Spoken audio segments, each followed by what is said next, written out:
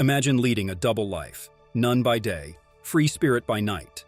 Behind convent walls, a sister hides her truest self. What forbidden thrills drive her to sneak out at night? Curious enough, let's get into it. In a remote convent in the middle of the countryside, young Sister Godfrieda awoke before dawn to prepare for morning prayers. As she rose from her small bed, she gathered her thoughts in reverence, ready to surrender her independent self once more to serve God's greater glory. Though at times the days stretched long, Godfrieda felt purposeful, upholding sacred tradition alongside sisters bound by ritual and devotion. Yet an irrepressible longing dwelled in her heart, one she dared not speak aloud. In fleeting moments of solitude, Sister Godfrieda's imagination took flight. Instead of denying every fleshly desire, she imagined herself free of responsibilities, spinning and dancing under the stars. Despite her best efforts to remain calm, she was overcome by an insatiable yearning for a different kind of life. The sisters retired to their rooms as dusk dimmed the last stained glass window in the ancient halls. Only Godfrieda remained wakeful, burning with secret aspirations that heightened once she found herself alone. Hardly realizing she'd made a choice, Godfrieda slipped outside, escaping into the cool night air. Walking the forest path, Godfrieda slowed her pace to savor long-forgotten sensations. The brush of tall grass, the crunch of pebbles under her feet, the lyrical trilling of nightbirds, every detail seemed resplendent and new, bathed in moonlight's magic. Her anticipation grew as up-tempo folk music floated through the trees, drawing her body toward its rhythm. When Godfrieda first glimpsed the weathered tavern sign through a thicket of branches, she hesitated, alarm flaring as she adjusted her heavy cloak. "Turn back now," her inner voice warned. But a stronger impulse forced her to move until she stood peering into a window, transfixed by a crowd of people dancing, dice-throwing, even brawling amid choreography laughter. Mark it an occasion of sin by convent teachings to Godfrieda, it appeared glamorous and brimming with companionship. Before she could talk herself out of it, Godfrieda slipped through the door into merry chaos. Weaving through patrons, she found a shadowy table, hoping to remain invisible. But a striking young man caught her gaze and approached with a bold gesture. "An angel graces us tonight. Please, join the dance," he implored, eyes gleaming. Godfrieda knew she should refuse, but desire overwhelmed nervousness. Taking his hand, she let him lead her into a spinning, breathless reel, in perfect step, as if born to it. Dizzied by the dance, Godfrieda hardly recalled stumbling back to the convent in early dawn. But now, forbidden freedoms were beckoning so intensely, she knew resistance was vain. Thus began Sister Godfrieda's double life. She maintained rituals of obedience by day, even earning praise as a model novice. But under night's concealing embrace, Godfrieda surrendered to impulse, gambling at dice, downing spirits that unleashed even bolder rebellion, exploring hands entwined with the blacksmith's daring son. Stolen hours felt more vivid than a lifetime cloistered from the world. She found herself praying not for resistance from temptation, but for endless nights to quench long-denied thirst. Have you ever felt trapped by expectations or duties that conflict with your true desires? Where would you add this question? For months, Godfrieda managed to balance her dual identities, concealing weariness from sisterly duties. But the danger lay in forgetting that most familiar spaces have eyes, even shadowy corners fail to hide what occurs within them routinely. Returning from errands one afternoon, the Mother Superior pulled up to Godfrieda's room, disturbed by muffled laughter from within. She peered through the narrow door gap and reeled at the sight, her devoted apprentice swirling in the arms of a lusty youth. Lips locked, limbs entangled on the cot meant only for solitary sleep. Rage battled shock as the Superior burst through the door. "What witchery is this?" she thundered. The lovers jolted apart in terrified surprise. Godfrieda's pounding heart turned to lead as she beheld the Superior's expression shift from anger to pained betrayal. "My child, how could you defile your vows thusly? You bring shame on this house." Ashamed before the nun who sponsored her calling, Godfrieda confessed through anguished sobs. The Mother Superior banished the stammering lad with blistering fury before turning back to her disgraced charge. "I should turn you out for such sin," she declared.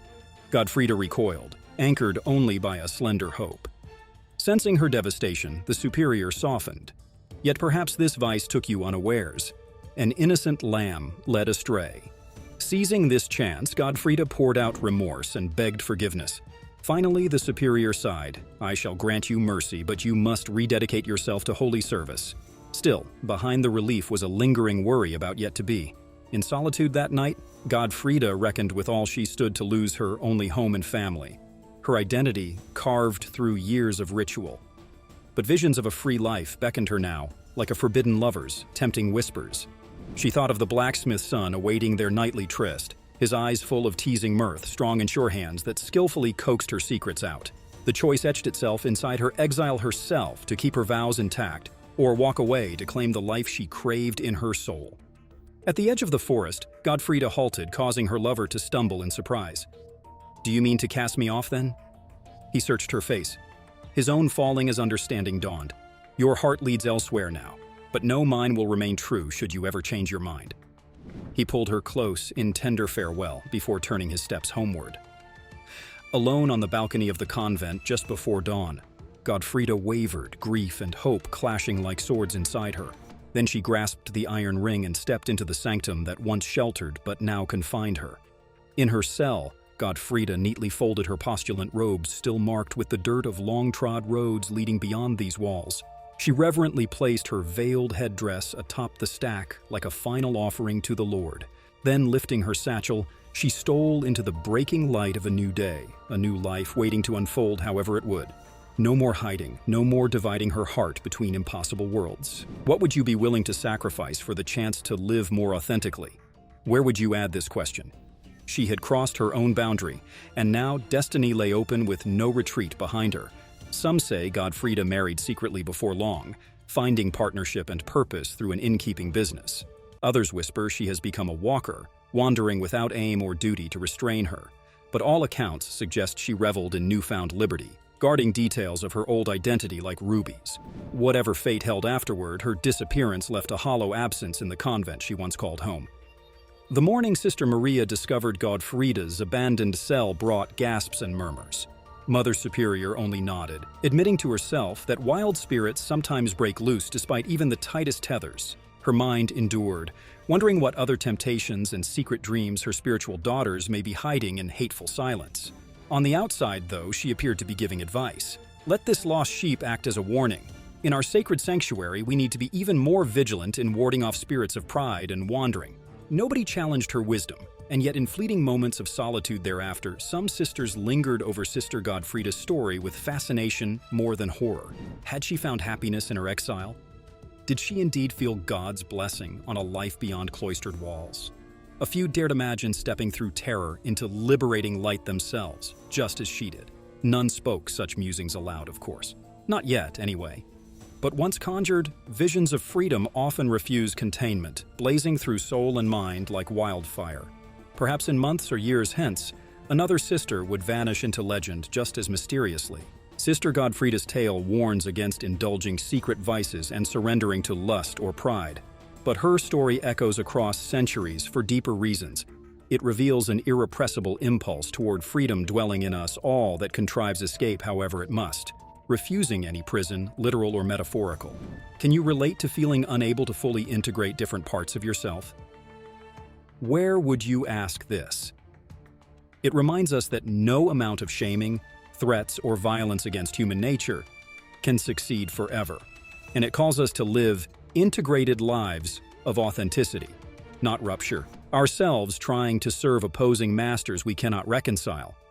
Like Godfrieda, we each face turning points, summoning courage to walk away from known securities into usurped destiny. Hers is a story of exile and self-redemption, calling us to live true to ourselves, whatever that demands sacrificing. What about you? Does Godfrieda's story inspire you to question expectations and constraints in your own life? Have you muted or hidden parts of yourself to please others?